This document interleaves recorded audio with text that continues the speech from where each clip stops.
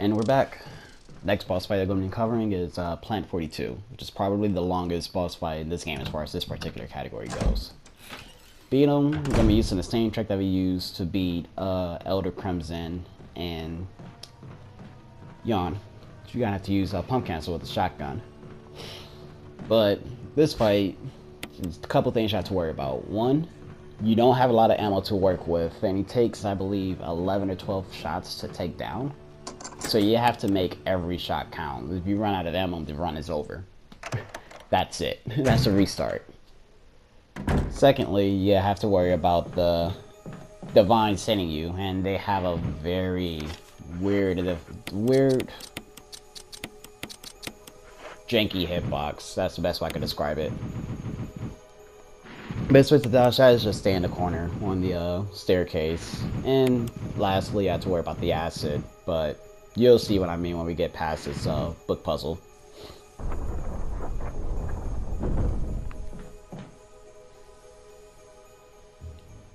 I'm pretty sure I messed up here by deciding to stair cancel with the shotgun instead of unequipping and then equipping again.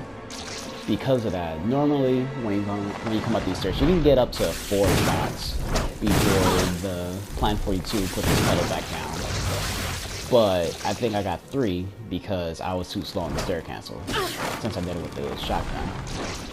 Yeah, see, there's a vine with the tag that I was talking about earlier. You have to stand literally right in front of the stairs in order to dodge that attack, otherwise it'll just hit you. You just take unnecessary damage. Gonna fumble in the menu a little bit, trying to reload. I don't want to do a manual reload, not with the shotgun. It's too much time. Depending on the attack pattern that Plant 42 has, when its pedals are down, you can go to the middle of the room early and sneak in an extra shot as its pedals going up. If it does the whip first and then spit acid, because more times than not the acid will not hit you as you're squeezing in extra shots. But if it does acid first and then hit you with the whip, you kinda have to play it safe, depending on how much health you have. If you're on fine, you can tank the hit and just get your extra shot in. This was an okay fight. Obviously, could have been better. Could have taken me one less cycle, and if I really wanted it to be an optimal fight, what I would have done is right before I killed him, I would have went downstairs next to where the key is and landed the final shot there. So that way, as soon as the boss died, I could just pick up the key and just leave.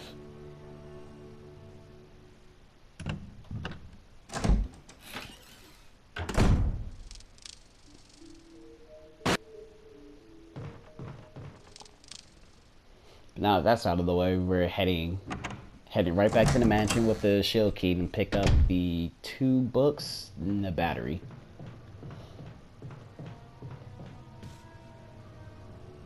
Not really much else to talk about here, since all I'm doing here is just traveling back to the mansion. There's nothing of any danger here, at least until we get to the little snakes at the bridge. And I won't talk about those until we actually get there, so that's just going to take a few seconds.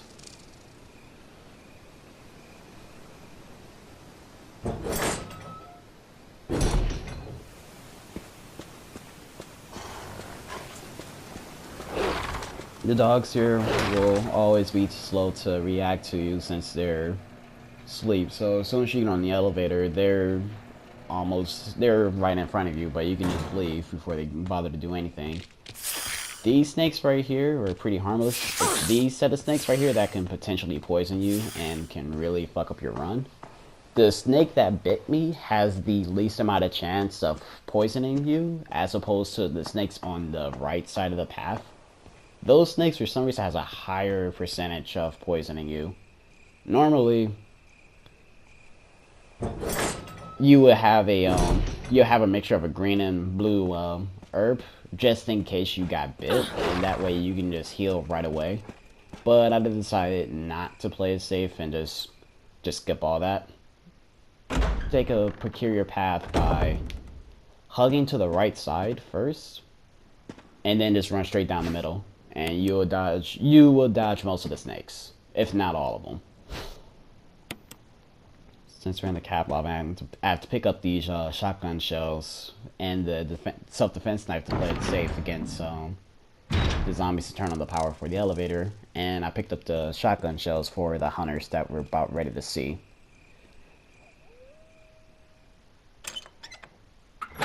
I picked them up personally because I'm not at the point where I could stair escape past both of these hunters and just run out of the room.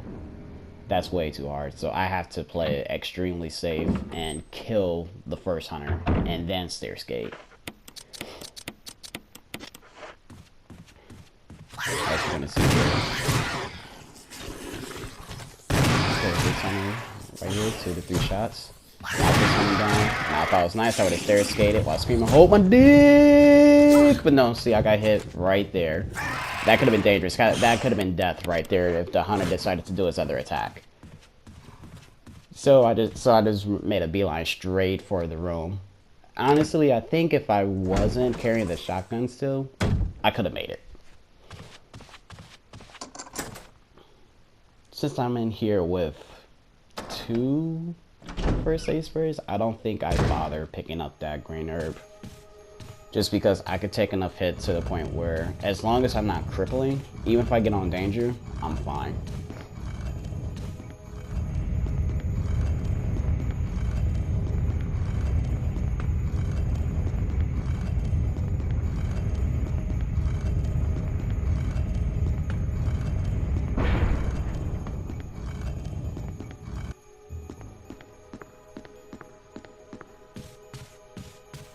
It's not until this part of the mansion where you begin to realize that the murder hallway part of this mansion, zombies there just tend to do whatever the hell they want to in that area. Except for the Elder Crimson, he usually has a pretty consistent AI, but the fatter zombie that's next to him, he's just all over the place. Sometimes when you get there, he'll be a proxy zombie. Other times he'll be non-proxy zombie. He'll just move as soon as you enter the room. And I could just kill them and not have to worry about them.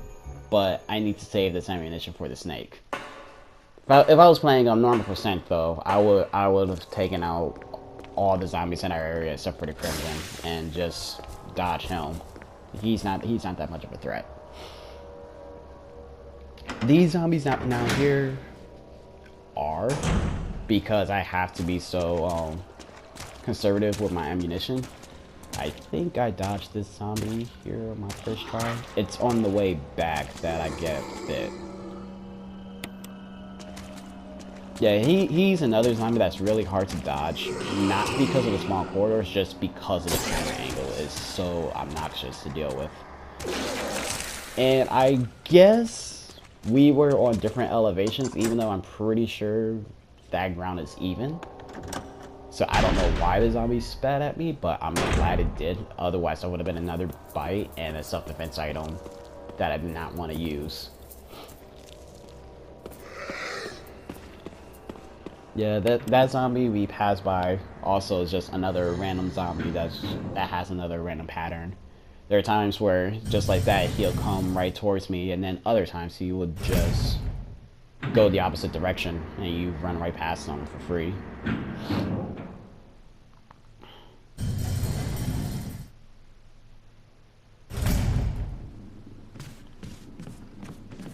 Just gonna hug the inside wall and just run behind the zombie.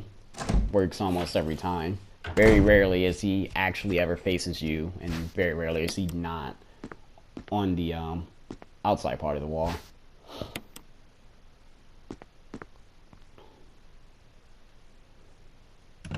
Looking back at this video, I don't think I needed to pick up the shotgun shells, but I think I just did, just in case shit went south in this next hallway. But I don't think I needed it. I think I dodged most of these zombies pretty well.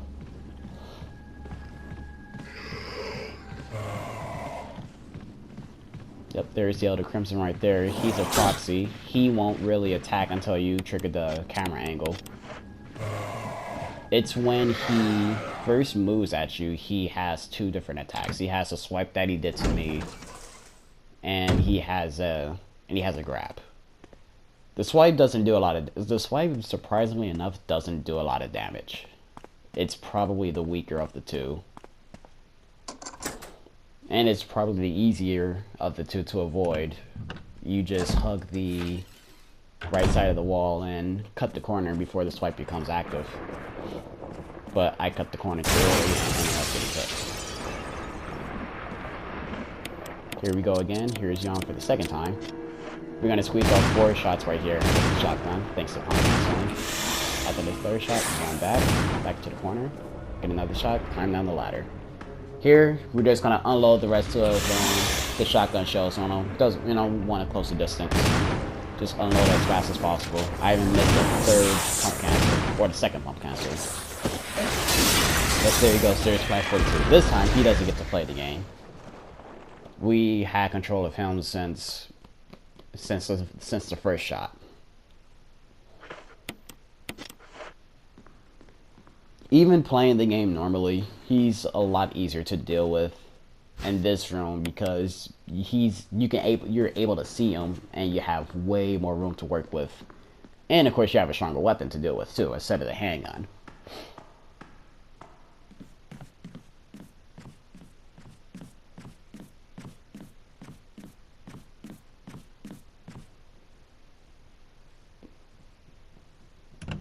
And I think even if you had the grenade launcher for normal 80% or 100%, Snake will only take 4 shots. So regardless of what difficulty you're playing on, this Snake is he's a pushover in this difficulty. Now that we got that out of the way, we're gonna move on to Lisa and the laboratory.